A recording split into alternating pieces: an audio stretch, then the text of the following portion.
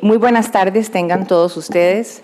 Deseo agradecer a la Comisión Organizadora por haberme honrado e invitado a este Congreso Jurídico Nacional, que sin duda alguna se ha convertido en uno de los eventos jurídicos más importantes de cada año. Agradecer a mis compañeros de panel por el trabajo en conjunto y bien organizado que hemos hecho, y a todos los miembros del auditorio agradecerles por su atención. Me ha correspondido el día de hoy hablar de un tema del que mucho se ha hablado, pero su tratamiento no ha sido uniforme ni ha sido pacífico a través de los años. Hablamos del principio de reparación plena. Ok, gracias. Me están enseñando a usar este aparato. A modo de introducción a nuestro tema, vale hacer una breve reseña sobre la responsabilidad, empezando nada más por recordar que uno de los 3 grandes principios del derecho natural es el deber de no causar un daño a otro, y que el incumplimiento de ese deber es necesariamente el deber de resarcir. ¿Qué se necesita en Costa Rica? ¿Qué se necesita en Costa Rica para que exista la responsabilidad? Pues bien, necesitamos, como me imagino que lo han visto en estos 2 días más de Congreso, un comportamiento que sirva de criterio de imputación, que puede ser un dañar culpable o un daño derivado de una creación de un riesgo, y necesitamos una lesión a un interés jurídicamente relevante que va a ser un daño en sentido amplio, que puede ser tanto el daño material como el daño moral. En conclusión, a esta parte introductoria, tenemos que decir que entonces la reparación como tal es el componente de hecho del efecto jurídico de la responsabilidad.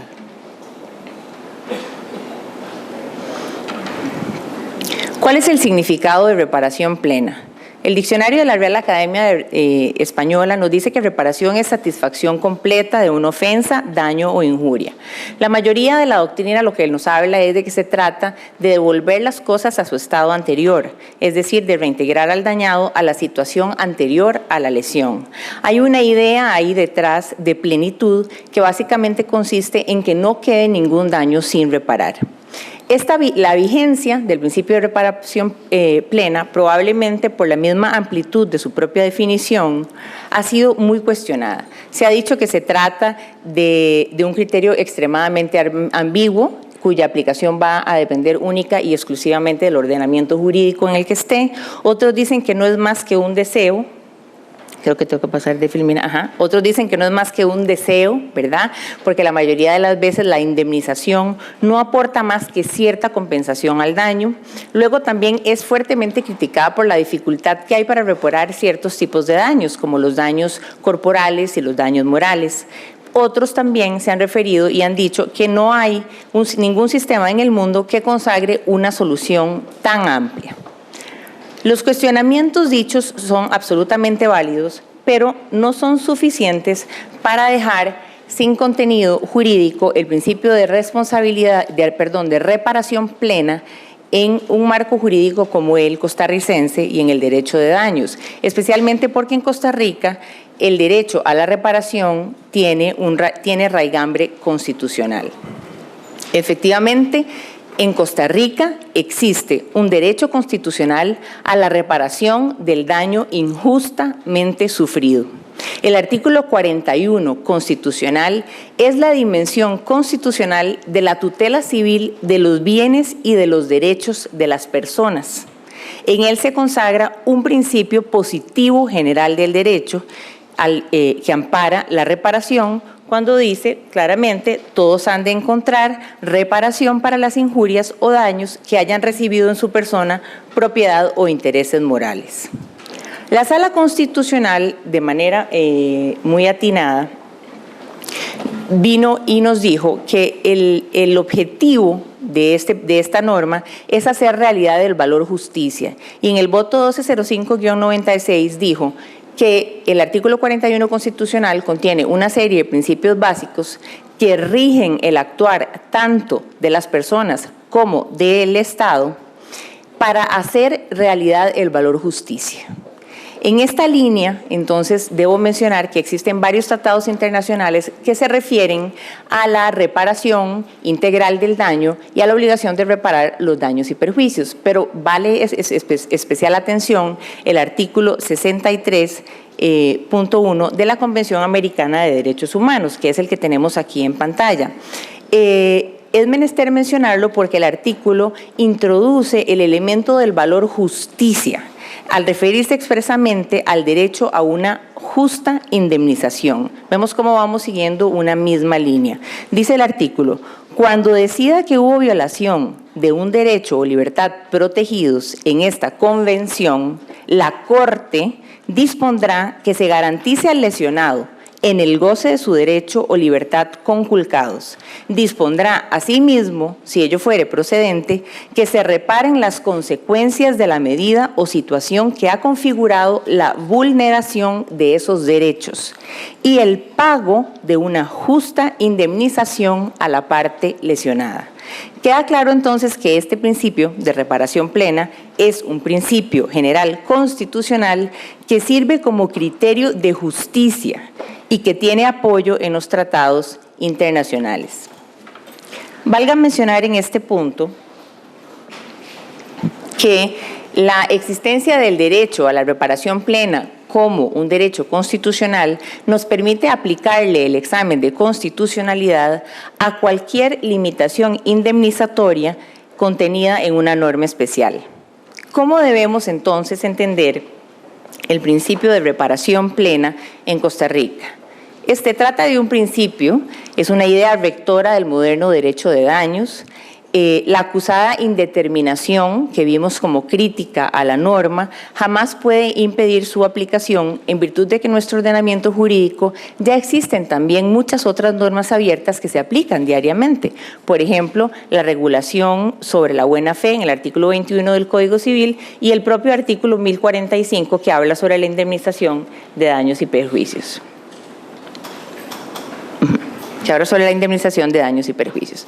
Ahora bien, el principio de reparación plena, por ser un principio, requiere para su aplicación de su integración y ponderación con otros principios y normas. Por ejemplo, los principios generales del derecho, como la igualdad, la equidad y la buena fe, y todas las otras normas y regulaciones que sean aplicables al caso concreto para lograr la mejor reparación para la víctima concreta que estamos analizando.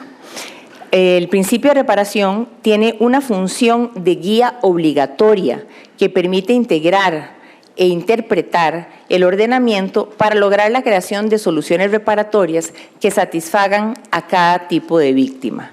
Tiene una función directiva y orientadora que, para mi gusto, debe dirigirse hoy día hacia nuevas soluciones y al perfeccionamiento de las soluciones reparatorias existentes.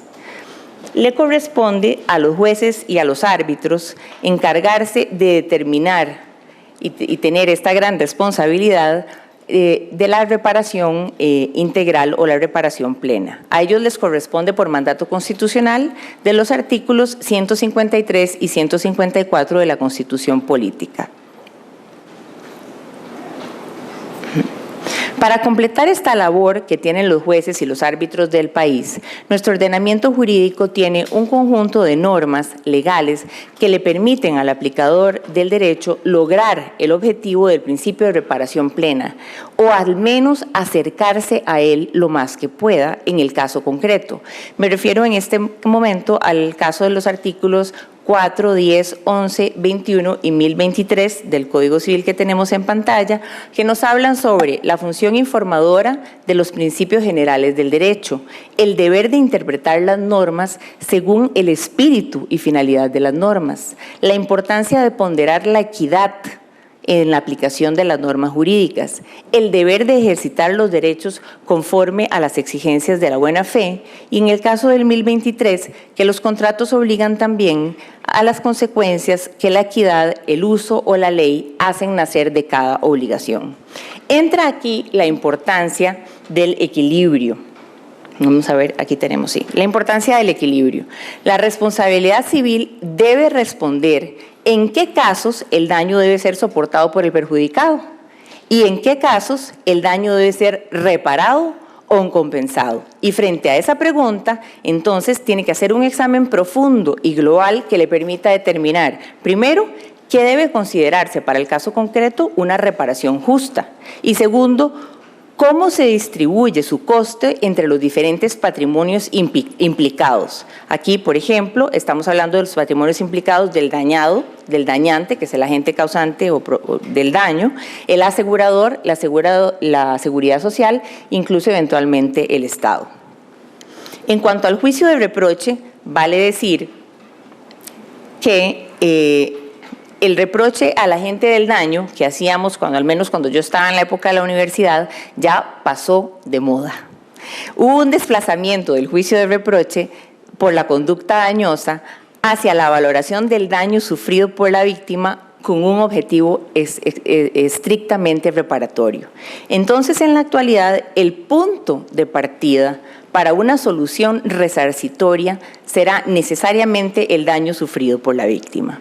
De acuerdo con la normativa que hemos visto en estos breves minutos y la metodología que hemos explicado, vemos que la función del principio de reparación plena es restaurar el patrimonio del lesionado en la persona o en sus bienes, o al menos que con el resarcimiento el patrimonio lesionado vuelva a su valor original, aunque sea en una diversa composición. Al respecto, la jurisprudencia de la Sala Constitucional nos ha dicho que cuando se condena al pago de daños y perjuicios, debe sobreentenderse que se debe restablecer al acreedor a la misma condición de equilibrio económico. Perdón, un segundito.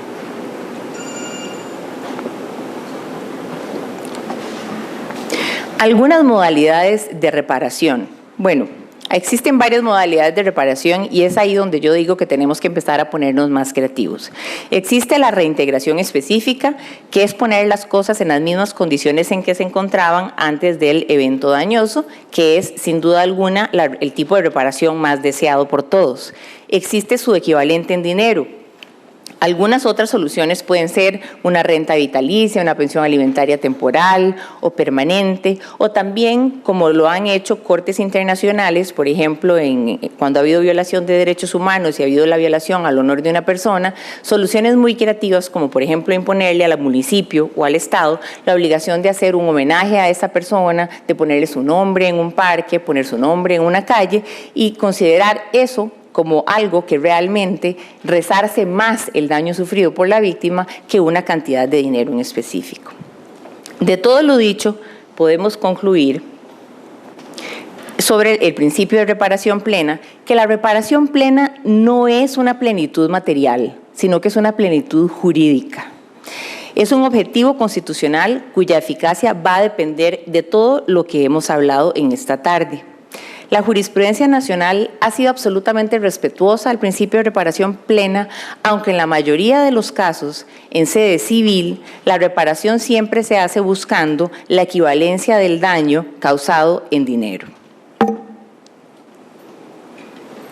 ¿Qué es importante? Porque quería hacer como las reflexiones finales, ¿qué es importante para lograr una efectiva reparación plena? Y esto sin pretender hacer una lista taxativa. Son importantes las medidas cautelares que nos permitan mitigar el daño que esté todavía causándose o daños futuros que puedan llegar a generarse. Es realmente importante la creatividad del litigante a la hora de pedir. Nuestros jueces y nuestros árbitros están limitados a la petitoria de la parte y esta limitación es sin duda alguna una limitación a la plenitud de la reparación cuando las peticiones están mal hechas o cuando no contemplan todas las posibilidades de reparaciones. Nace entonces también la importancia de hacer peticiones, ya me sacaron una tarjeta, principales y peticiones subsidiarias, de modo que si no logramos X o Y, logremos algún otro tipo de reparación. Es importante la prueba del daño, es importante la aplicación de institutos como la indexación que permiten traer a valor presente el daño y, por supuesto, la justicia pronta y cumplida. ¿Cuáles son algunos de los peligros que atentan directamente contra el principio de la reparación plena de modo constante y permanente? Primero, la mora judicial. Segundo, porque la culpa no es solamente de los jueces, sino también de nosotros los litigantes, el abuso del derecho, entendiendo el abuso del derecho, en este caso concreto del que estoy hablando, como las dilaciones causadas por las prácticas, la práctica de patear la pelota, básicamente de impugnar todo aquello que quiero impugnar cuando sé que no tengo un caso sólido y que entonces lo que quiero es provocar la dilación del proceso. Y otro elemento que podría ser altamente peligroso es la falta de amplitud del análisis del juez en la integración normativa para crear las soluciones reparatorias para el caso concreto. El transcurso del tiempo siempre va a ser un elemento dañino y peligroso porque siempre va a incrementar el daño y siempre va a disminuir la reparación. Ahora bien, y siendo que ya tengo la tarjeta en la mesa, si partimos de la premisa de que ya se nos otorgó la solución resarcitoria deseada, si partimos de la premisa de que ya se nos otorgó la solución resarcitoria deseada, ¿qué pasa si la parte responsable no tiene con qué responder?